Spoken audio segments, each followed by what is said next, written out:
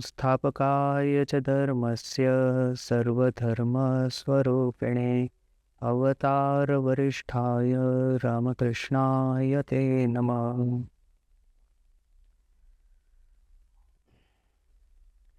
श्री रामकृष्ण देव का कथामृत।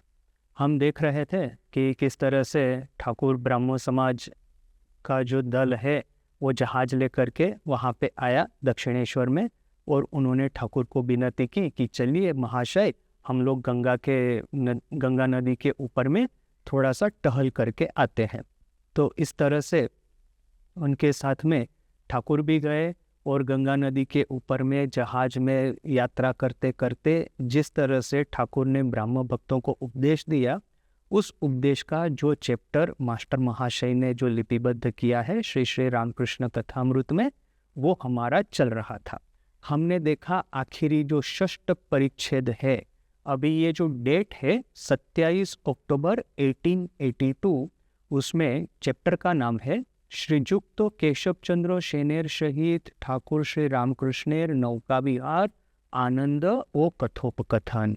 अर्थात कि श्रीयुक्त केशव सेन के साथ में श्री रामकृष्ण देव का नौका विहार और आनंद और कथोपकथन, ये चैप्टर में षष्ठ परिच्छेद, सिक्स्थ चैप्टर, और कहेंगे कि सिक्स्थ पॉइंट हमारा चल रहा था। हमने देखा कि ठाकुर किस तरह से ब्राह्मण भक्तों को उपदेश देते हैं आत्मश्रद्धा के बारे में, और कहते हैं कि यदि हम जोर करके ये कहे कि विष नहीं है, यदि सांप ने भी हमको काटा है तो विष वो बिल्कुल ही अपने शरीर से निकल जाएगा। और हमने देखा इस ठाकुर के इस उपदेश को स्वामी जी के उपदेश के साथ में कंपेयर करके, कि स्वामी जी का जो आत्मश्रद्धा, सेल्फ कॉन्फिडेंस, अपने चरित्र को मजबूत बनाना, स्वामी जी कहते हैं कि यदि तुम लोगों को 33 कोटि देवताओं पे विश्वास है किंतु अपने पे विश्वास नहीं है, तो वो 33 कोटि देवताओं पे विश्वास करके कोई लाभ नहीं होने वाला है। तो वो जो स्वामी जी का आत्मश्रद्धा, सेल्फ कॉन्फिडेंस, सेल्फ जो strength and belief in our own destiny, ये जो उपदेश था और है, उसको ठाकुर के साथ में हम कंपेयर करके देखते हैं कि स्वामी जी का ये उपदेश बिल्कुल नया नहीं है। ऐसा नहीं है कि ठाकुर ने इसके बारे में कभी कुछ नहीं कहा और स्वामी जी ने अपने हिसाब से ये उपदेश चलाया हो। ठाकुर सिर्फ यहाँ पे ही नहीं, बहुत बार इस तरह से कहते हैं कि आमी आनंदमयी छेले, अर्थात कि माँ आनंदमयी जगदम्बा का संतान हो, मुझे फिर ये संसार का दुख कष्ट ये सब कैसा है। और इसके बाद में भी ये जो चैप्टर का पाठ करेंगे हम लोग, आगे में भी इस तरह की बातें आएगी। तो ये उपदेश आत्मश्रद्धा का, जिसको कि स्वामी जी ने पूरे जगत में प्रचलित किया, उसका सीड फॉर्म में उसका एक स्वरूप हम लोग श्री रामकृष्ण देव के उपदेशों में ही पाते हैं।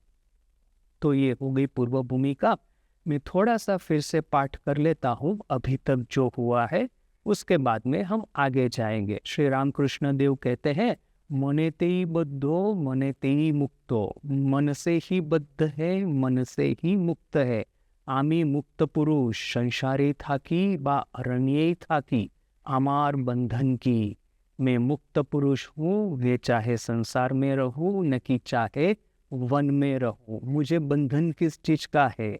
आमी ईश्वरेर संतान राजाधिराजेर छेले, मैं ईश्वर का संतान हूँ, राजाधिराज का पुत्र हूँ, राजकुमार हूँ। आमाय आबार बांधे के, मुझे बंधन में डालने वाला है कौन। आमी बद्धो नहीं आमी मुक्तो, एक कथाटी रोक करे बोलते बोलते ताई होए जाए मुक्तई होए जाए। मैं बद्ध नहीं हूँ, मैं मुक्त हूँ, ऐसा जोर से भार दे करके कहने से, एम्फासिस दे करके कहने से, बिल्कुल आत्मविश्वास के साथ में कहने से हम मुक्त ही हो जाएंगे, बद्ध नहीं रहेंगे। और हमने ये भी देखा था कि इस ठाकुर के इस उपदेश के साथ में अजातवाद का किस तरह से एक मिलन हमको दिख रहा है।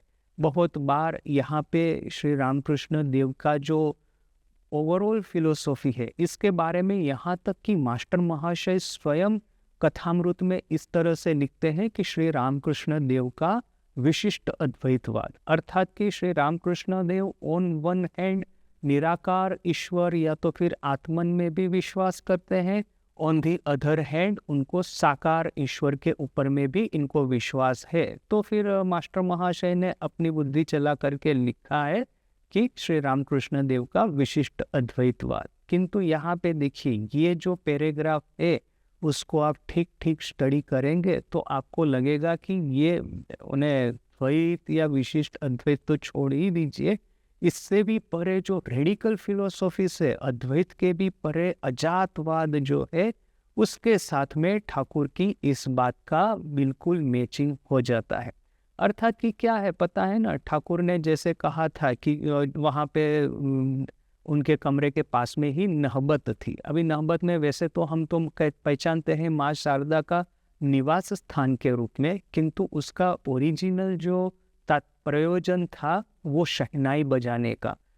अर्थात कि जब भी उत्सव होता है सुबह से लेकर के ही शहनाई बजना प्रारंभ हो जाता था। और वैसे वहाँ पे प्रतिदिन होता होगा, बाद में पता नहीं उस प्रथा में कभी कुछ, क्योंकि मथुर बाबू गए थे उसके बाद में त्रैलोक्य बाबू का तो इतना ये नहीं था, नहीं ठाकुर के ऊपर इतना भक्ति था, और ठाकुर के ऊपर में भक्ति नहीं रहने से माँ काली के ऊपर में कहाँ से आएगी। तो जो भी है, माँ जब रहती थी उस समय प्रतिदिन वहाँ पे नहबत सुबह को बजता था कि नहीं शहनाई, वो तो मुझे पता नहीं, उसको देखना पड़ेगा। किंतु उसका ओरिजिनल पर्पस ये था कि वहाँ पे वो लोग शहनाई बजना वाले जो है बजाने वाले वो वहाँ से शहनाई बजाएंगे। और वहाँ पे दक्षिणेश्वर में 2 नहबत है, सिर्फ एक नहीं, एक जहाँ पे माँ रहती थी वर्ल्ड फेमस नहबत, उसके अलावा भी दूसरे कोने पे जहाँ, यानी कि यदि आप गंगा में यदि आप नौका में जाएंगे दक्षिणेश्वर कलकत्ता की ओर से, तो सबसे पहले नहबत आएगा, उसके बाद में फिर ये 12 शिव मंदिर है वो आएंगे, फिर ठाकुर का कमरा आएगा और फिर से दूसरी नहबत आएगी। तो 2 नहबत से वो शहनाई की ये सुर और ये राग प्रतिदिन सुबह को बजते थे, एक समय था।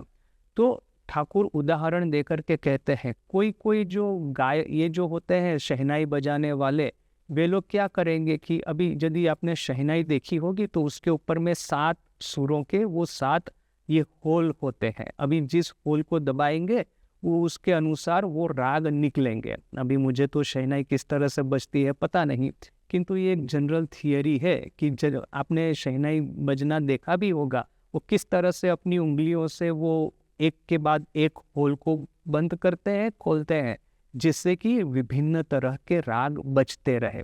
तो ठाकुर कहते थे कि कोई जो शहनाई बजाने वाला है सिर्फ एक ही जो राग बजाता रहेगा, और कोई शहनाई बजाने वाले हैं सब तरह के रागों का एक के बाद एक में सुंदर मिश्रण किया करेंगे। तो ठाकुर कहते हैं कि मैं सिर्फ एक ही तरह की फिलोसॉफी या एक ही तरह की ईश्वर उपासना या एक ही रूप की आराधना क्यों करूं? वो सभी फिलोसॉफी, सभी रूप, सभी तरह की साधनाएं, सभी तरह के योग ठाकुर ने अपने जीवन में करके देखे हैं। तो यहाँ पे भी ठाकुर को यदि आप पिन पॉइंट करना चाहेंगे तो कभी अपने हाथ में नहीं आएंगे। अभी यहाँ पे बिल्कुल भक्ति भाव और प्रेम की बात कर रहे हैं, रागानु का भक्ति की बात कर रहे हैं, गोपी प्रेम की बात कर रहे हैं, और यहाँ पे दूसरे ही क्षण ये पूर्ण अजातवाद, most radical of all philosophies, जगत है ही नहीं। आपने जिस क्षण ये मान लिया, जिस क्षण आप इस वहम में फंस गए, इस एक तरह की अंधश्रद्धा में पड़ गए कि हाँ जगत है, तभी जगत दिख रहा है, जिस क्षण इस अंधश्रद्धा से, जिस क्षण इस भ्रम में से आप बाहर निकल जाएंगे कि जगत है ही नहीं, तो जगत भी फट करके अदृश्य हो जाएगा। बस अपनी बिलीफ और डिसबिलीफ के ऊपर में है। हम लोग कैरियर बना, अभी आजकल हम लोगों की बिलीफ किस में है? तो हमको एक कैरियर बनानी है, कैरियर के लिए हमको सब कुछ करना है, career is a very important part of our life, इस बारे में अपनी बिलीफ है। फिर ये एक फ्यूचर का कुछ संधान करना है तो इन्वेस्टमेंट चाहिए, तो इन्वेस्टमेंट पे अपनी बिलीफ है। जिस चीज़ में अपनी बिलीफ है, जिस चीज़ पे हम विश्वास करते हैं, उसमें कैसा जी जान हम लगा देते हैं। किंतु जिस चीज़ के ऊपर में विश्वास नहीं होता उसको हम ऊपर से हाँ हाँ करके उड़ा देंगे। तो यहाँ पे भी यदि मुझे ये दृढ़ विश्वास हो जाए कि नहीं, ये जगत मुझे जो दिख रहा है एक वहम मात्र है, एक भ्रम मात्र है, एक दुस्वप्न मात्र है, और अभी मैं चाहूँ तो इस दुस्वप्न में से जग जाऊंगा, तो फट करके मैं इस दुस्वप्न में से जग जा सकता हूँ, जगत अदृश्य हो जाएगा। यदि सांप ने मुझे काटा भी है तो वो जो विष है, वो विष जो है वो बिल्कुल विफल हो जाएगा। ये मोस्ट रेडिकल ऑफ थियरी। वो कहाँ गोपी प्रेम एक क्षण, तो कहाँ ये अजातवाद दूसरी ही क्षण। तो ये थे अपने ठाकुर, कि उनको कभी भी आप पिन पॉइंट करके ये नहीं कह पाएंगे कि ये उनकी फिलोसॉफी थी या ये उनकी थियरी थी। तो अभी आगे कहते हैं कि খ্রিস্টানদের একখানা বই একজন দিলে আমি पढ़े सुनाते बोलूँ। क्रिश्चियन लोगों की एक किताब किसी ने दी, मैंने कहा कि पढ़ के सुनाओ। ताते केवल पाप आर पाप, उसमें सिर्फ पाप और पाप। तुम्हारे ब्राह्मण समाज हो केवल पाप। केशव को कहते हैं ठाकुर, तुम लोगों के ब्राह्मण समाज में भी देखो कि सिर्फ पाप की बातें। जे व्यक्ति आमी बद्धो बार बार बोले से शाला बद्धुई हो जाए। जो कहता रहेगा दिन रात कि मैं बंधन में हूँ, कर्मों के इस बंधन में फंसा हुआ हूँ, तो वो साला बंधन में ही पड़ा रहेगा, बंधन में ही रहेगा। जे रात दिन आमी पापी एक कोरे शेताई होए जाए। और जो दिन रात ये कहता रहेगा कि मैं पापी हूँ, वो साला पापी ही रहेगा। अच्छा, अभी एक चीज देखिए कि जिसको ये कहते हैं ना ह्यूमिलिटी, अभी ये क्रिश्चियन का हो ना कि इवन हिंदू धर्म का ये जो वैष्णव शास्त्र है, भक्ति शास्त्र है, उसमें ये बार बार कहना कि हाँ मैं पापी हूँ, मैं अधम हूँ, मैं हीन हूँ। अभी रानी रासमणी तो अभी वो अपने नाम के सामने दासी शब्द यूज करती थी, दासी। तो अभी क्या है कि ये हमेशा हम लोगों के, खास करके इंडियन लोगों के माइंड में, कि अपना जो सब समय ये कहते रहना कि मैं दीन हूँ, मैं हीन हूँ, मुझे कुछ नहीं आता। तो हम लोग ऐसा क्यों कहते हैं? इस तरह का जो भाव है वो भक्ति शास्त्र में क्यों प्रवेश किया है? क्योंकि हमने एनालिसिस करके ये देखा है कि अहंकार जो है वो मनुष्य की आध्यात्मिक यात्रा में सबसे बड़ा अंतराय है। और ये अहंकार को जब तक आप नहीं काटेंगे, तब तक आप जितना ही जब ध्यान करते रहिए, जितना ही आराधना योग करते रहिए, आपके जीवन में आध्यात्मिक उन्नति कभी नहीं आएगी। तो ये जो अहंकार है, अहंकार को काटने के लिए दीनहीन भाव का ये एक डेवलपमेंट हुआ। बहुत सारे वैष्णव ग्रंथों में पढ़ेंगे, वैष्णव संतों की बायोग्राफीज पढ़ेंगे, जैसे कि ये नरसिंह मेहता है या तो फिर ये मीराबाई है। सब समय देखेंगे कि ईश्वर के दास या ईश्वर की दासी और एकदम दीनहीन भाव, इस तरह का सब समय देखने को मिलेगा। और इवन ये हमारे हिंदुइज्म में ही नहीं, ये क्रिश्चियन रिलीजन में भी जिन लोगों को वो संत कहते हैं, सेंट कहते हैं, उन लोगों के जीवन में भी ये ह्यूमिलिटी है या तो फिर ये हम्बलनेस है, उसका एक बहुत बड़ा प्राधान्य है इस साधना का।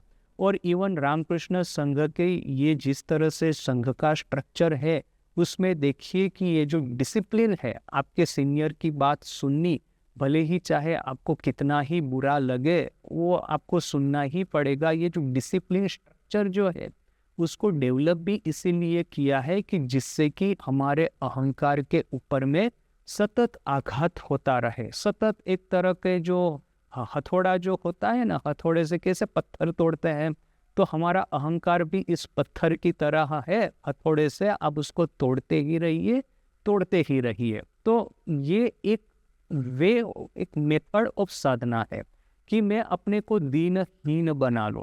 तो किंतु जिस तरह से ये अपने को दीनहीन बनाने की साधना है, वैसे ही साधना है अपने को परिशुद्ध बनाने की। ये मत सोचिए कि दीनहीन भाव, निरहंकारिता, इसी से ही अहंकार चला जाएगा। यदि आप अपने मन को डिसिप्लिन करते हैं, अपने मन को फोकस करते हैं, ये वासनाओं के विषयों से अपने को मुक्त करते हैं, तो भी आप इस अहंकार से मुक्ति पा जाएंगे। यानी कि अहंकार से मुक्त होने के दो उपाय है। एक तो है कि अहंकार के सामने ही प्रति अहंकार, अर्थात कि ये दीनहीन भाव को खड़ा करना और ये फिर ये दोनों पॉजिटिव नेगेटिव एक दूसरे को काट देंगे, बैलेंस को जीरो बना देंगे। ये एक भाव है। दूसरा है कि अहंकार को परिशुद्ध करना इस तरह से, क्योंकि अहंकार का जो ये है कहाँ से उद्भव होता है, तो वो उद्भव है कामिनी और कांचन के प्रति अपनी जो वासनाएं है उसमें से। तो यदि मन को जोर दे करके ये अपने मन का जो वासनाओं के प्रति भौतिक सुख और विलास के प्रति आकर्षण है उसको यदि हम काटना शुरू कर दे तो उसको काटने के साथ साथ में अहंकार भी चला जाएगा। किंतु यहाँ पे आपको विल पावर डेवलप करना होगा। जब तक अपने में विल पावर नहीं है तब तक ये वासना या कामनाओं का जो आक्रमण है उसके सामने हम लड़ नहीं पाएंगे, उसके सामने हम टिक नहीं पाएंगे। इतना स्ट्रॉन्ग विल पावर होना चाहिए। जैसे कि बहुत सारे कोई वर्णन है ठाकुर का कि ठाकुर माँ जगन्माता के साथ में, माँ जगन्माता तो नहीं, जैसे कि वासना रूपी कोई किसी के साथ में, पाप पुरुष के साथ में वो झगड़ा कर रहे हैं कि तुम क्या मुझे अभी ये प्रलोभन दिखाने के लिए आए हो वगैरह। तो ठाकुर ऐसा जोर से झगड़ा करते थे, ऐसा जोर से हम गुस्सा करके क्रोध से कहते थे कि ये जो पाप उनके मन के ऊपर में यदि अपना ये जो प्रभाव फैलाने के लिए भी आएगा तो ठाकुर उसको भगा देंगे। तो दो तरीके हैं अपने को अहंकार के सामने प्रति अहंकार खड़ा करना, अर्थात कि दीनहीन भाव को जन्म देना, जो कि अहंकार और प्रति अहंकार ये दोनों एक दूसरे को काट के बैलेंस जीरो बना दे। और दूसरा कि प्रचंड विल पावर खड़ा करना, जो कि वासनाओं जैसे ही मन के सामने आकर के खड़ी हो वासनाओं को काट दे। तो ये जो दोनों भाव है, इस दोनों भाव को गिरीश घोष ने बड़े ही सुंदर रूप से एक वाक्य में वर्णन किया है। गिरीश घोष क्या कहते हैं? महामाया दो लोगों को अपनी जाल में फंसाने के लिए आई। एक तो थे नाग महाशय, दूसरे है स्वामी जी नरेन, स्वामी विवेकानंद। तो देखिए कि इन दोनों ने महामाया की जाल से बचे किस तरह से। नाग महाशय ने अपने को इतना छोटा कर दिया कि जो जाल के ये जो होल होते हैं ना उसमें से वो निकल गए। जाल तो कैसी होती है ना, जाली वाली होती है फिल्टर की तरह, उसमें अपने को इतना छोटा कर दे कि जाल के भीतर में से वो होल में से आप निकल जाए। और स्वामी जी ने अपने को इतना बड़ा कर दिया कि महामाया की जाल छोटी पड़ गई उनको बंधन में डालने के लिए। तो ये दोनों तरीके हैं और ठाकुर के जीवन में ये दोनों तरीके हमको बहुत ही सुंदर रूप से देखने को मिलते हैं। किंतु देखिए कि ये चाहे अहंकार के सामने प्रति अहंकार खड़ा करना हो कि फिर ये अहंकार को काटने के लिए विल पावर डेवलप करना हो, अहंकार काटने के लिए नहीं, मेनली ये कामना वासनाओं को काटने के लिए। तो ये दोनों रास्ते हैं। एक जो सबसे इम्पोर्टेंट चीज ठाकुर के जीवन में हमको देखने को मिलती है, ये दोनों रास्ते म्यूचुअली एक्सक्लूसिव नहीं है, वरना तो ये ज्ञान और भक्ति या तो फिर भक्ति ये ज्ञान और कर्म, ये जो द्वंद्व चलता आ रहा है भारतीय परंपरा में, एक के सामने दूसरी फिलोसॉफी, एक के सामने दूसरा दर्शन शास्त्र, ये कहेगा कि मैं सही हूँ, दूसरा कहेगा कि मैं, फिर ये खंडन मंडन होता रहेगा, आर्ग्यूमेंट चलती रहेगी। जो हार जाएगा उसका मस्तक मुंडन करके फिर उसको फिर ये ना जो जिसको कि अपमानित किया जाता है, ये सब अपने भारत में बहुत देर तक चला था, बहुत समय तक चला था। किंतु अभी ये जो समन्वय है, समन्वय वैसे तो गीता में ही प्रारंभ हो गया था, किंतु ये गीता का जो समन्वय है उसके बाद में बहुत सारे लोग गीता को भी भूल गए, श्रीमद् भगवद गीता को, और श्री रामकृष्ण देव को फिर से इस युग में जन्म लेकर के उसी समन्वयवाद का फिर से प्रचार करना पड़ा। और इस बार का जो समन्वयवाद है वो सिर्फ ये नहीं है कि आपको भारतीय जितनी साधन पद्धति है उनके भीतर में समन्वय, किंतु विश्व की जितनी साधन पद्धतियां है, क्रिश्चियनिटी है, इस्लाम है, उनका भी समन्वय एक ही सूत्र में आप कर सकते हैं। और वो सूत्र है कि आइधर अहंकार का त्याग, और दूसरा है उसी का जो एक कॉइन जो होता है सिक्का, उसकी जो दो साइड्स होती है, तो एक साइड पे देखेंगे कि अहंकार त्याग लिखा है, दूसरे साइड लिखा है वासना कामनाओं का त्याग। तो ये दोनों का त्याग और दोनों के जो सेंट्रल थीम है वो है त्याग। तो त्याग के माध्यम से ही आप ये जो जितनी भी साधन प्रणालियां है जितने धर्म है, जितने योग है, जितने दर्शन शास्त्र है, जितने संत के जीवन है, उस सभी को आप एक ही मानदंड से उनको मेजर कर सकते हैं, उनको समझ सकते हैं, उनको अंडरस्टैंड कर सकते हैं। तो यहाँ पे ठाकुर ये कहते हैं, केवल पाप आर नरक ये सब कथा केनो, सिर्फ ये पाप और नरक ये सब बातें क्यों? भगवाনের नाम করলে মানুষের देह मन सब शुद्ध हो जाए। भगवान का नाम करने से मनुष्य का देह मन सब शुद्ध हो जाएगा। एक बार बोलो जे अन्याय कर्म जा करे छी आर करबो ना। एक बार दृढ़ विश्वास से कह दो कि जो मैंने अन्याय काम किया था, जो मैंने कुकर्म किया था, वो मैं फिर से अभी नहीं करूँगा। आर तार नामे विश्वास करो और उनके नाम पे विश्वास कीजिए। ठाकुर प्रेमोन्मत्त होइया नाम महात्म्य गाइते छे। ठाकुर प्रेमोन्मत्त होकर के नाम महात्म्य गा रहे हैं। आमी दुर्गा दुर्गा बोले माँ जनी मुरी, आखेरे एबिने ना तारो के मुने जाना जाबे गो शंकरी। मैं यदि दुर्गा का नाम लेकर के यदि मैं मरूं, दुर्गा दुर्गा बोल करके मरूं, तो फिर इस दिन को किस तरह से तुम नहीं तारती हो भवसागर, ये मैं देख लूंगा शंकरी। देखिए यहाँ पे जैसे हमने कहा ना कि एक ही पैराग्राफ में या एक ही पैसेज में ठाकुर अजातवाद का भी परिचय देंगे और ये उत्तम भक्ति का भी। तो यहाँ पे ऊपर में कह रहे हैं मैं पापी, मैं ये हूँ अज्ञानी, ये सब बोलते बोलते ही पाप लग जाएगा। मैं ज्ञानी हूँ या तो फिर मैं शुद्ध हूँ, पवित्र हूँ। जोर से बोलो तो शुद्ध पवित्र हो जाओगे। एक पैराग्राफ में वो बात करते हैं, सेकंड पैराग्राफ में ही देखिए क्या बोलते हैं, आखेरे ए दीने ना तारो के मोने। इस दिन को, इस हीन को कैसे नहीं तारोगी शंकरी, वो देख लूंगा मैं। ऊपर के पैराग्राफ और नीचे के पैराग्राफ में क्या मतलब आप कॉन्ट्रास्ट करते हैं, एक ही सेंटेंस में कॉन्ट्रास्ट हो जाता है।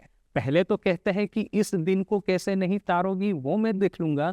दूसरे ही सेंटेंस में धमकी भी दे देते हैं वो शंकरी को, वो जगदम्बा को, जगन माता को, कि कैसे नहीं तारोगी, देख लूंगा। क्यों क्यों ऐसा तरह से धमकी दे करके बात करते हैं? बात कर सकते हैं क्योंकि जगन माता तो अपनी माता है। बच्चा यदि माँ के ऊपर में अधिकार नहीं वो प्रदर्शित करेगा, बच्चा यदि माँ के सामने नाराज होकर के बात नहीं करेगा, तो वो किसके साथ इस तरह से बात करेगा? तो ना एक ही सेंटेंस में, एक ही पदावली के एक ही पद में देखिए कि दोनों भाव किस तरह से मैच हो जा रहे हैं। कॉन्ट्रास्ट भी है और हार्मनी भी है। आखेरे ए दीने ना तारो के मोने, इस दिन को कैसे भवसागर नहीं पार कराओगी, कैसे नहीं तारोगी, जाना जाबे वो शंकरी, देख लूंगा मैं तुमको शंकरी। तो ये है अपने ठाकुर। आमी मार काछे केवल भक्ति चेयेछिलाम। मैंने माँ के पास में सिर्फ भक्ति मांगी थी। फूल हाथे कोरे मार पादोपद्य दिएछिलाम, बोलेछिलाम। फूल दोनों मैंने अपने हाथों से लेकर के माँ के श्री चरण में, पाद पद्म में अर्पित किए थे और कहा था, माँ ए नाव तुम्हार पाप, ए नाव तुम्हार पुण्य। माँ ये लो तुम्हारा पाप, ये लो तुम्हारा पुण्य। आमाय शुद्धा भक्ति दाओ, मुझे शुद्ध भक्ति दो। ए नाव तुम्हार ज्ञान, ए नाव तुम्हार अज्ञान। आमाय शुद्ध भक्ति दाओ, ये लो तुम्हारा ज्ञान, ये लो तुम्हारा अज्ञान, मुझे शुद्ध भक्ति दो। ए नाव तुम्हार शुचि, ए नाव तुम्हार अशुचि। आमाय शुद्धा भक्ति दाओ, ये लो तुम्हारी शुचि, ये लो तुम्हारी अशुचि, मुझे शुद्ध भक्ति दो। ए नाव तुम्हार धर्म, ए नाव तुम्हार अधर्म, ए नाव तुम्हार अधर्म, आमाय शुद्धा भक्ति दाओ। ये लो तुम्हारा धर्म, ये लो तुम्हारा अधर्म, मुझे शुद्ध भक्ति दो। तो देखिए यहाँ पे जितने भी जो ठाकुर ने अर्पण किया, पाप और पुण्य दोनों अर्पण कर दिया। इस शुद्ध भक्ति सामने मांगी। क्यों? क्योंकि अभी कैलकुलेशन करके पाप और पुण्य नहीं करना है। वो काशीपुर की घटना कि उनके लिए एक बागान में से फल लाए जा रहे थे, बागान मालिक के साथ में ऑलरेडी प्री अरेंजमेंट हो गया था, डिस्कशन हो गया था। प्रतिदिन फल आते थे, ठाकुर खाते थे। एक दिन नहीं खा पाए। क्यों नहीं खा पाए? इन्वेस्टिगेशन करके पता चला कि उसके अगले दिन बागान जो है, बगीचा और किसी को विक्रय हो गया है, सेल कर दिया गया है। अर्थात कि अभी बगीचे का जो नया मालिक है उसके साथ में तो ऐसा कुछ डिस्कशन हुआ नहीं, अर्थात कि फल तोले गए, वो चोरी के तुले गए, चोरी के फल ठाकुर को खिलाने का प्रयास किया गया। अभी ठाकुर पता नहीं है कुछ भी, किंतु फिर भी उसको खा नहीं पा रहे। क्यों? ठाकुर धर्म और अधर्म से ऊपर हो गए हैं। आज हमको 10 बार सोचना होगा कि मैं जो कार्य कर रहा हूँ, मैं जो कर्म कर रहा हूँ, मैं जो बात कर रहा हूँ, मैं जो सोच रहा हूँ, वो क्या धर्म के दायरे में आएगा कि अधर्म के। ठाकुर की माँ के ऊपर में इतनी संपूर्ण रूप से शरणागति थी कि अभी ये कैलकुलेशन ठाकुर को नहीं करना है कि धर्म में हूँ कि अधर्म में। माँ वैसे ही अपने से उनका हाथ पकड़ करके उनको धर्म के रास्ते पे ले जाएगी। ए नाओ तुम्हारा ज्ञान, ए नाओ तुम्हारा ज्ञान, ये लो तुम्हारा ज्ञान, ये लो तुम्हारा अज्ञान, शुद्ध भक्ति दो। ज्ञान और अज्ञान के परे है। ये केशव सेन है, न कि ये बंकिम है, न कि ये विद्यासागर, देवेंद्रनाथ टैगोर, ऐसे सब महान जिलों का ये बड़ी प्रतिष्ठा है कलकत्ता के समाज में। ऐसे लोगों को ठाकुर मिलने के लिए जाते हैं, और किंतु फिर जैसे कि इक्वल के साथ, एज ए इक्वल उनके साथ में बात करते हैं। ऐसा नहीं कि एक अनपढ़ काली के पुजारी है और ये लोग सब धनी प्रतिष्ठित व्यक्ति है। ये रानी रासमणी को गाल पे चाटा मार दिया, ये देवेंद्रनाथ टैगोर को मिलने को गए थे, कहा कि निकालो तुम्हारा ये कुर्ता देखता हूँ। तो देवेंद्रनाथ ने उनकी बात सुन करके कुर्ता निकाला और देखा कि उनका जो सीना है बड़ा ही माने वो गोरे हैं, और उसके ऊपर में ये केसर चंदन वगैरह उसके वो जो ये छींटे उसके ऊपर में लगाए गए। माने क्या है, धनी व्यक्ति है, अपने को धार्मिक समझता है तो धर्म का दिखावा भी करता है। तो ठाकुर कहते हैं कुछ समय के बाद में अचानक मेरी वो अवस्था हुई, भीतर में से एक हंसी जैसे कि प्रकट हुई। जो पंडित के भीतर में वैराग्य नहीं है, वो पंडित खड़कुटो बोध होए, अर्थात कि वो पंडित बिल्कुल निम्न तरह का, नीच तरह का वो उनको दिखता है। तो ये जो राजा, एक राजा को मिलने के लिए गए, तो ठाकुर एक भक्त के घर गए थे। वहाँ का एक लोकल, अभी राजा अर्थात क्या, भारत में राजा अर्थात कि उन्होंने तो आत्मसम्मान सब गंवा दिया था। ब्रिटिश लोगों की वो चापलूसी करते थे, और ब्रिटिश लोग भी इनको खुश रखने के लिए डिवाइड एंड रूल वाला सिस्टम अपनाया था। इन लोगों किसी को राजा का खिताब दिया था, किसी को रानी का, और ये राजा रानी 2 नंबर के सभी अपने को बड़ा ही मने गुमान में आकर के घूमते थे। ब्रिटिश के सामने सर उठा करके देखने की ताकत नहीं है, और अपने को राजा कहलाते थे। आम प्रजा को तो फिर आखिर में ये मूवमेंट चलाना पड़ा, फ्रीडम मूवमेंट, तब कहीं जा करके हमको फ्रीडम मूवमेंट मिला है। और ठाकुर को देखिए कि इस तरह से हिस्ट्री नहीं पता, जिस तरह से हम जैसे लोगों को किताब पढ़ करके पढ़ने को मिलता है या किताब पढ़ करके समझते हैं। जैसे मास्टर महाशय, अच्छा पहले ये प्रसंग किंतु पूरा कर दो। ये ठाकुर इस राजा को कहते हैं कि तुम्हारे राजा टाजा बोलते पारो ना, क्यों जे सेटा मिथ्या कथा होवे। मैं तुमको राजा टाजा नहीं बोल पाऊंगा। क्यों? क्योंकि मैं यदि तुमको राजा कहूंगा वो गलत बात होगी, क्योंकि वो किसी राजा का एक भी लक्षण उस आदमी के भीतर में नहीं है। तो देखिए कि मास्टर महाशय का भी अभी ठाकुर को तो ये सब चीजें किताब पढ़ करके समझने की जरूरत नहीं है। न्यूज़पेपर पढ़ के, किताब पढ़ के भीतर में से ही ये ज्ञान आ जाता है। मास्टर महाशय जब पहली बार ठाकुर को मिलने के लिए गए, दरवाजा बंद था, वो वृंदा बोल करके वो काम वाली बाई वहां पे बाहर में खड़ी थी। तो मास्टर ने उनको पूछा कि वो तो बहुत पढ़ाई लिखाई करते होंगे ना, इतनी सुंदर बातें करते हैं। तो वो वृंदा ने क्या उत्तर दिया, अरे वो सब और मुखियाज है, अर्थात कि सब उनकी जिह्वा पे सरस्वती जैसे स्वयं विराजमान है। वो सरस्वती जैसा कहती है वैसा वो कहते हैं। तो मास्टर महाशय बाद में लिखते भी है कि ठाकुर को हम जैसे दुर्बल मनुष्यों की तरह किताब पढ़ करके ज्ञान अर्जन करने की आवश्यकता नहीं पड़ती। उनको जगन्माता ही सब कुछ सिखा देती है, बता देती है। तो हम जैसे दुर्बल लोग किताब पढ़ के हिस्ट्री पढ़ेंगे, किताब पढ़ करके दर्शन शास्त्र पढ़ेंगे, किंतु माँ को, ठाकुर को माँ स्वयं सब कुछ सिखा देगी। इसीलिए ठाकुर ने कहा, ये लो तुम्हारा ज्ञान, ये लो तुम्हारा अज्ञान, मुझे शुद्ध भक्ति दो। ए नाव तुम्हार शुचि, ए नाव तुम्हार अशुचि, ये तुम्हारी शुचि लो, अशुचि लो।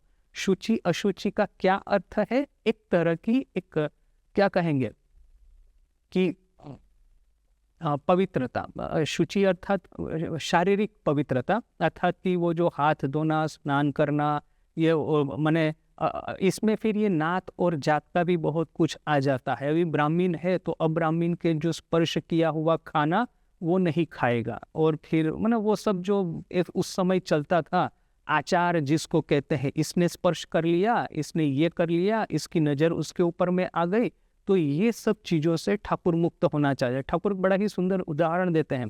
जैसे छोटा बच्चा होता है ना, उसको ये शुचि अशुचि का ज्ञान नहीं होता। वो क्या करता है, शौच जाने के बाद में, अर्थात कि टॉयलेट जाने के बाद में, वो जितने भी लोग होते हैं ना, उनको वो उल्टा घुक करके दिखा करके कहता है, देखो तो मैंने ठीक से धोया है कि नहीं। क्योंकि क्या है, छोटे बच्चे को ये सब शुचि अशुचि, लज्जा शर्म, लज्जा घृणा भय, ये सब नहीं होता है। तो परमहंस जैसी उसकी अवस्था होती है। तो किंतु देखिए, यहाँ पे उसका काउंटर पॉइंट भी है। ठाकुर खुद ये सब चीज़ों में, अभी माँ की जीवनी तो हमने पढ़ी ही है। वो एक महिला जिसका चरित्र अच्छा नहीं था, खाने का थाली लेके ठाकुर के पास गई। ठाकुर माँ के ऊपर में नाराज हो गए, कहा कि तुमने उसको ये थाली उसके हाथ में क्यों दी, पता नहीं उसका चरित्र कैसा है। तो माँ ने हाथ जोड़ करके, हाँ ठाकुर, जो माँ बोल करके आकर के मेरे सामने खड़ा रहेगा, मैं तब रह नहीं पाऊंगी, उसकी इच्छा पूर्ण करूंगी। तो ऑन वन हैंड प्रश्न हो सकता है कि इस तरह का पैराडॉक्स क्यों। एक और ठाकुर कहते हैं माँ जगदम्बा को, ये लो तुम्हारी शुचि, ये लो तुम्हारी अशुचि। दूसरा ही खाने के मामले में, ये स्पर्श के मामले में ठाकुर बड़े ही चौकन्ने थे, बड़े ही सावधान थे। वो पानीहाटी की वो घटना हमने देखी, एक ढोंगी बाबा जी ने उनके मुंह पे, ठाकुर जब भावावस्था में थे, उनके मुंह में प्रसाद डाल दिया, और फिर ठाकुर एकदम भावभंग हो करके थू थू करके सब फेंक दिया, जैसे कि बड़े ही अशुद्ध व्यक्ति ने बड़ी ही अशुद्ध चीज उनके मुंह में डाल दी हो, इस तरह से। तो दोनों है ठाकुर के जीवन में, शुचि और अशुचि के परे भी गए हैं। सामने किसके स्पर्श किया हुआ खाना ठाकुर खाएंगे, कि कौन उसको स्पर्श करेगा ठाकुर को, ये भी एक भगवती दासी बोल करके एक थी, एग्जैक्ट वही नाम है शायद। तो वो एक बार ठाकुर का दर्शन करने के लिए आई। तो अभी क्या है कि वो कालीवाड़ी में वो तो काम कर रही थी, और कुछ उसका चरित्र भी इतना कोई अच्छा नहीं था, और ये झूठ बोलना ये सब करके उसने पैसा भी काफ़ी इकट्ठा किया था, चमचागिरी करके हो कि जो भी हो। तो वो एक बार ठाकुर का दर्शन करने के लिए आई। ठाकुर पूछ रहे कि अच्छा बताओ तुमने क्या किया पैसों के साथ में। तो उसने कहा कि मैं अपने मुंह से कैसे बोलूं। फिर जब ठाकुर ने जब आग्रह किया तो कहा कि वृंदावन में एक घाट बना दिया है, उसके ऊपर में मैंने मेरा नाम लिखा है। तो ठाकुर बोलते हैं अच्छा अच्छा, बहुत अच्छा। तो अभी ठाकुर इतना सहृदय साथ है, उसके साथ बात कर रहे हैं, तो उसके मन में थोड़ा सा साहस आया और उसने ठाकुर के चरण को स्पर्श करके प्रणाम कर लिया। तो वैसे ही ठाकुर को जैसे कि बिच्छी ने काट लिया हो, जैसे इलेक्ट्रिक शॉक लगा हो, वैसे ही वो उछल करके खड़े हो गए। और वहां पे गंगा जल का एक पात्र था, घड़ा था, उसमें से बार बार गंगा जल अपने पैरों पे डाल रहे हैं। यहाँ पे वो दासी बेचारी जीवन मृता होइया बोशिया है, कथामृत में वर्णन है। जीवन मृता अर्थात कि जब अपना बड़ा ही भयानक अपमान होता है, तो हम जैसे जिंदा भी है और मर भी गए हैं भीतर से, इस तरह से जीवन मृता होइया ये दासी बेचारी वहां पे बैठी है। उसको लगा कि मैंने इतना तो कौन सा पाप कर दिया ठाकुर को स्पर्श करके, कि उनको इस तरह से गंगा जल से अपने पैर धोने पड़ रहे हैं। तो जो भी है, ठाकुर फिर वहां पे फिर वापिस आके बैठे दासी के सामने, और फिर उनको लगा, समझ गए कि उसको मन में बड़ा ही दुख पहुंचा है, ठेस पहुंची है। तो ठाकुर ने फिर कहा, पहले तो ऐसा कहा कि तुम लोग दूर से ही प्रणाम करो, पैर को स्पर्श करने की जरूरत नहीं है। फिर दासी का मन भुलाने के लिए एक के बाद एक भजन गाना शुरू किए, और ठाकुर का भजन, वो भजनानंद ठाकुर जब उसके ठाकुर के चारों ओर बहता था, तो कोई भी व्यक्ति है वो अपना दुख है, मन को जो ठेस पहुंची वो सब भूल जाएगा।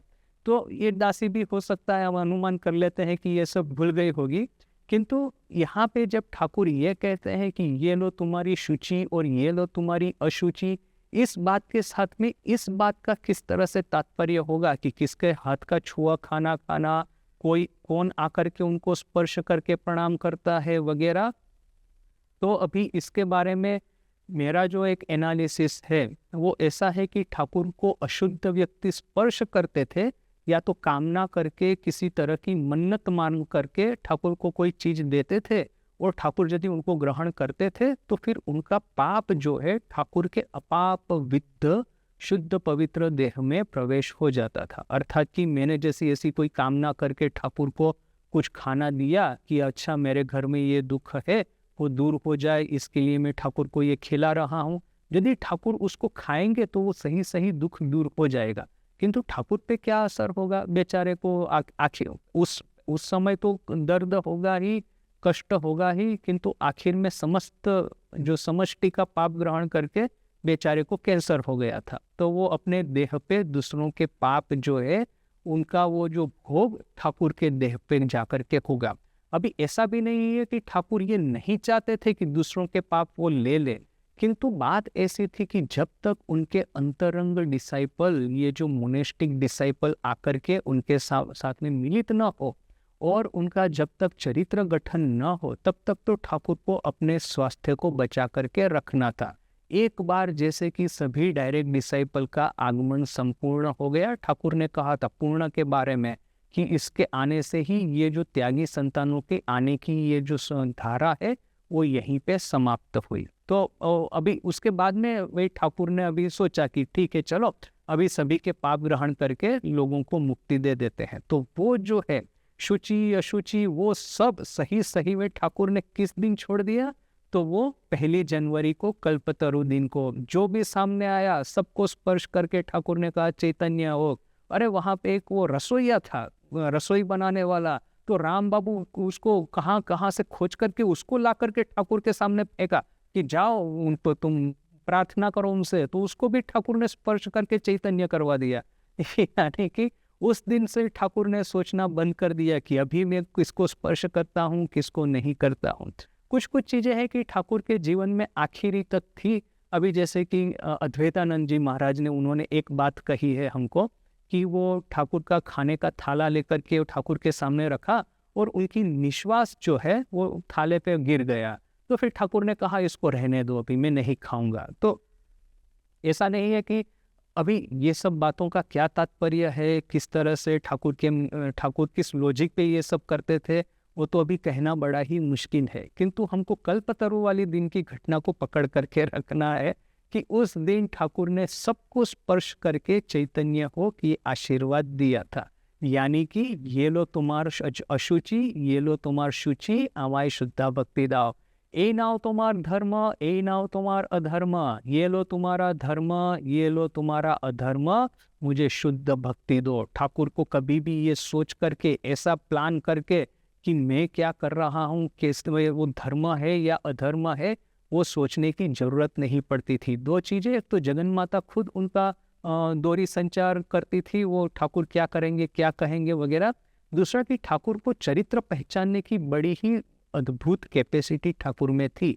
एक बार कैलिफोर्निया में वो सेकंड टाइम जब स्वामी जी अमेरिका गए थे, उस टाइम स्वामी जी ने कहा था कि देखो मैंने जिसके ऊपर में, जिन लोगों के ऊपर में विश्वास किया, उनमें से बहुत सारे लोगों ने मुझे धोखा दे दिया है। उस समय ये ईटी स्टडी और फिर ये मिस मुलर, फिर ये कृपानंद अर्थात कि लियोन लैंड्सबर्ग, ऐसे 3-4 लोगों ने स्वामी जी के शिष्य, बड़े शिष्य थे, फिर उसमें से उतने ही बड़े क्रिटिक भी हो गए, उतने बड़े निंदक भी हो गए स्वामी जी के।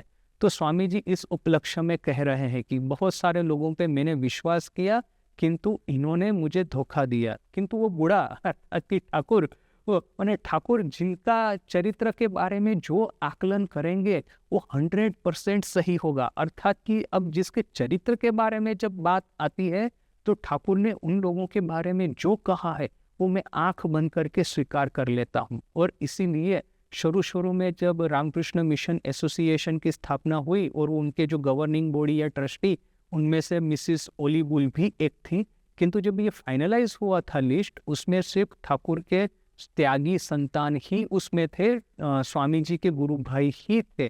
स्वामी जी ने अपने एक भी शिष्य को इनिशियल ट्रस्टी बॉडी में सदस्य नहीं बनाया था। क्यों? अभी बहुत सारे स्वामी जी के गुरु भाई, उन्होंने स्वामी जी की निंदा भी इतनी ही की थी, ये बाबूराम महाराज है या वैसे कि नरेंद्र जो वहाँ पे विदेश में जाकर के कर रहा है वो क्या सही श्री रामकृष्ण देव की उपदेशों के अनुसार है कि नहीं, क्या वो अपना कुछ नया चालू कर रहा है, ऐसा संदेह स्वामी जी के गुरु भाइयों में था किसी किसी के मन में। इसके बावजूद और स्वामी जी के जो कुछ कुछ शिष्य थे, मिसिस वॉलीबुल या फिर ये आला सिंगा या गुप्त महाराज, ये लोग स्वामी जी को 100% डेडिकेटेड थे। इसके बावजूद स्वामी जी को पता था कि उन्होंने इन लोगों का जो चरित्र आकलन किया है, इससे कहीं बेटर ठाकुर ने उनके शिष्यों के चरित्र का आकलन किया है। और इसीलिए फाइनल ट्रस्टी बॉडी जो गठित हुई, उसमें से स्वामी जी के गुरु भाई ही उसमें थे। स्वामी जी का खुद का एक भी डिसाइपल उसमें नहीं था। तो ये धर्म, ये अधर्म, सब कुछ ईश्वर को देकर के शुद्ध भक्ति ठाकुर ने मांग ली। ब्राह्म भक्तों प्रति आगे ठाकुर ब्राह्म भक्तों को कहते हैं, एकटी राम प्रसादेर गान सुनो, एक राम प्रसाद का गान सुनो। आय मन बेड़ाते जाबी, काली कल्पतरु मूले रे, चारी फल कुड़ाए पावी। अरे मन, चलो हम घूमने को टहलने को जाते हैं, काली रूपी ये जो कल्पतरु है वहाँ पे, और वहाँ पे जो 4 फल पड़े हुए हैं उसको खाते हैं। प्रवृत्ति निवृत्ति जाया, निवृत्ति रे संगे लवी। प्रवृत्ति और निवृत्ति दोनों पत्नियां है, उसमें से निवृत्ति को साथ में रख। ओके, ओरे विवेक नामे तार बेटा, तत्व कथा ताई सुदावी।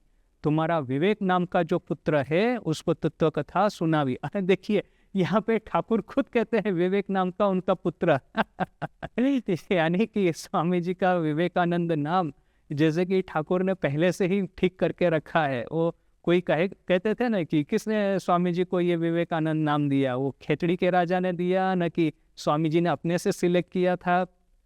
वो जो वराहनगर मठ में विरजा होम करके सर्वप्रथम जब स्वामी जी सबको नाम दे रहे थे, उस समय उनके मन की एक इच्छा थी कि वो खुद अपने लिए रामकृष्णानंद नाम रख, किंतु उन्होंने फिर चिंतन करके देखा कि नहीं, शशि की जो शशि महाराज की ठाकुर के ऊपर में जो भक्ति थी, जो प्रचंड निष्ठा थी, उसकी वजह से रामकृष्णानंद नाम तो उन्हीं के लिए ज़्यादा उचित लग रहा है। तो स्वामी जी ने बाकी सब गुरु भाइयों को सुंदर नाम दिए, ब्रह्मानंद, अद्वैतानंद, निरंजनानंद, अखंडानंद, अभेदानंद, सब वेदांती नाम है। फिर शारदानंद, रामकृष्णानंद, ये जो अपने इष्ट है वो नाम इन दोनों भाइयों को दे दिए। वो दोनों कजिन थे, शशि महाराज और शरद महाराज। तो एक है शारदानंद, एक है रामकृष्णानंद। ये स्वामी जी भी जैसे कि अपने मन में ये सब सोच करके करते हैं, किंतु खुद का नाम क्या रखा, विविदिशानंद। विविदिशा अर्थात कि वो जो अभी प्रवर्तक है, वो साधक है, सिद्ध नहीं है, वो संन्यास मार्ग में अभी भी वो सीख रहा है, स्टूडेंट है, उसको कहते हैं। उस 2 तरह के संन्यास होते हैं, एक है विविदिशा संन्यास, एक है विद्वत संन्यास। विद्वत संन्यास अर्थात कि संन्यास के आदर्श में पूर्ण होने के बाद में, सिद्धि प्राप्त कर लेने के बाद में जो संन्यास लिया जाता है वो विद्वत संन्यास। और संन्यास का आदर्श पूर्ण करने के लिए, साधना करने के लिए जब आप संन्यास लेंगे, उसको कहते हैं विविदिशा संन्यास। तो स्वामी जी ने अपना सर्वप्रथम नाम सिलेक्ट किया था विविदिशानंद। और फिर वो पूरा कंट्रोवर्सी डिबेट चलता है कि स्वामी जी ने सबसे पहले विवेकानंद नाम कहाँ पे इस्तेमाल किया था, किसने दिया था।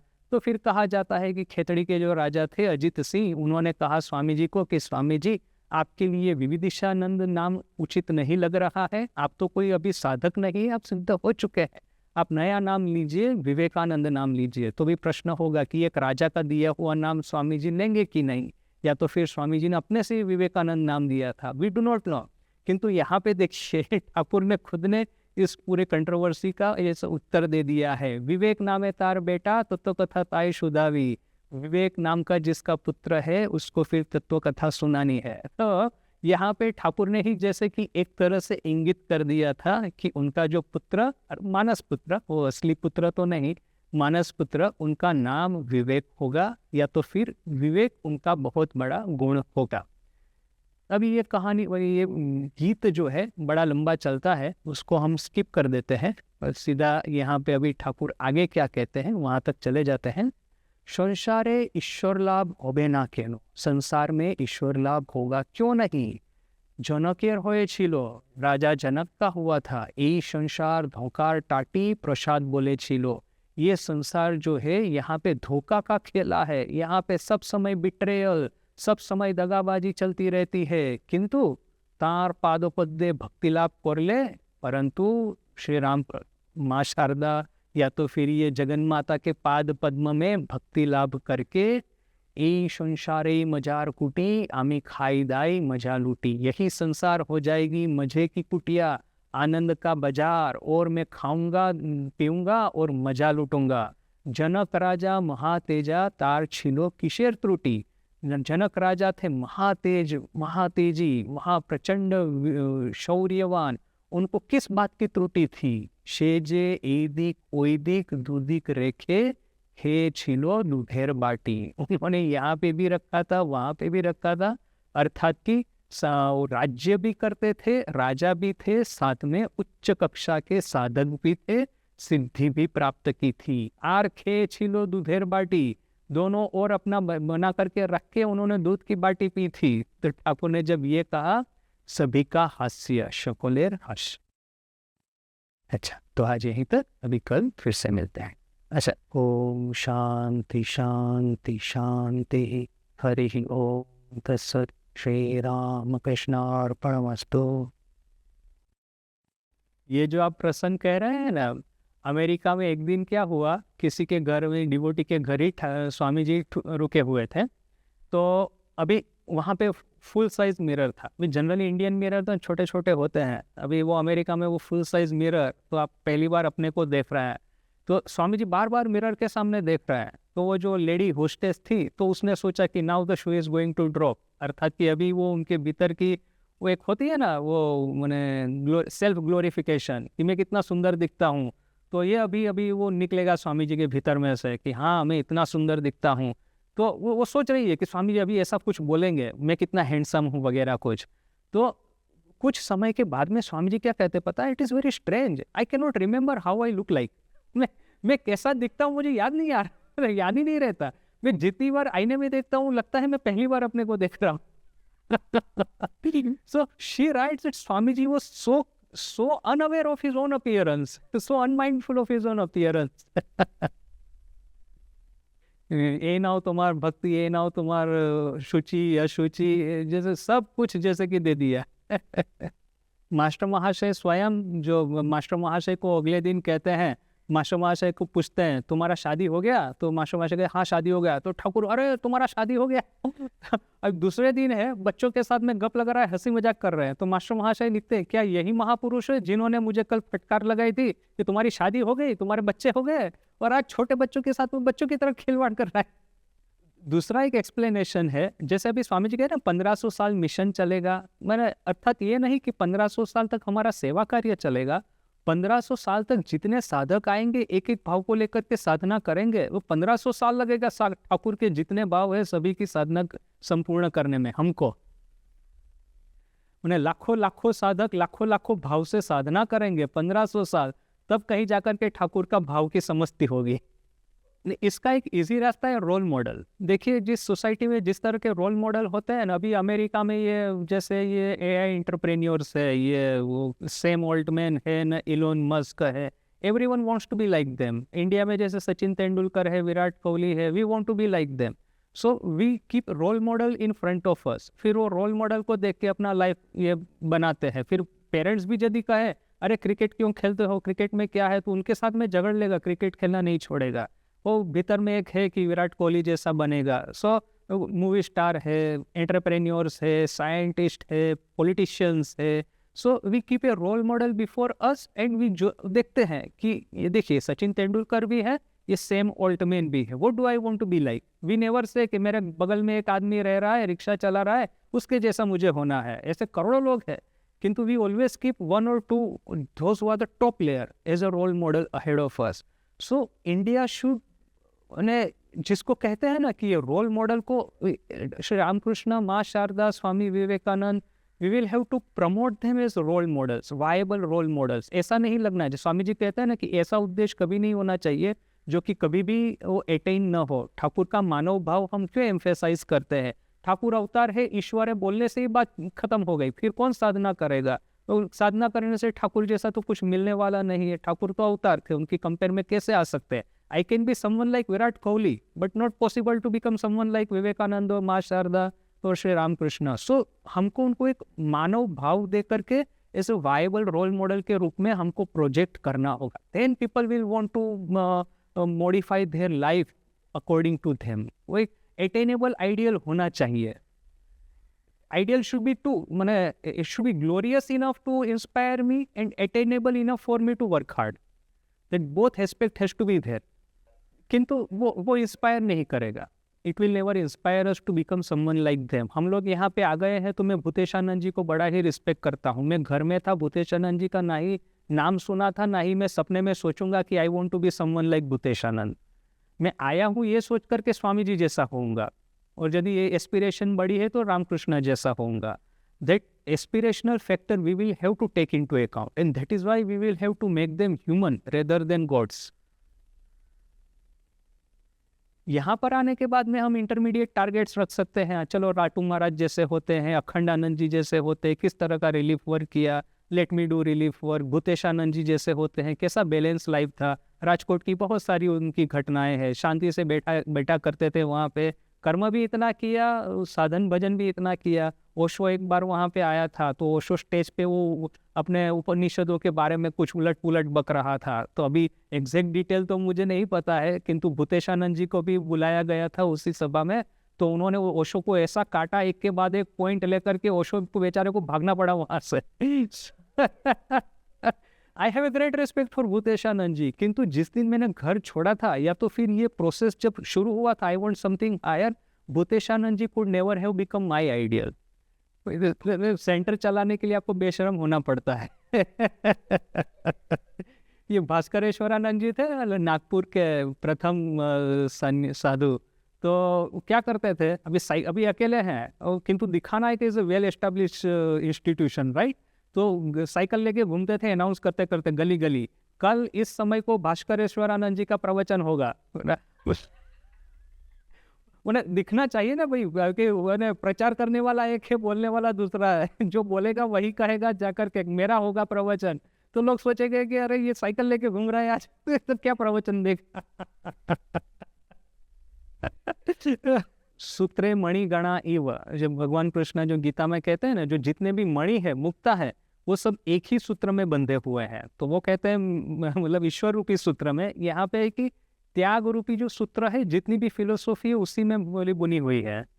जो फर्स्ट प्रिंसिपल में से जो बाकी सब इमर्ज होता है, जो बाई प्रोडक्ट होती है, तो धर्म समन्वय ये सब जो है वो बाई प्रोडक्ट है। द थिंग इज त्याग, मेन है त्याग।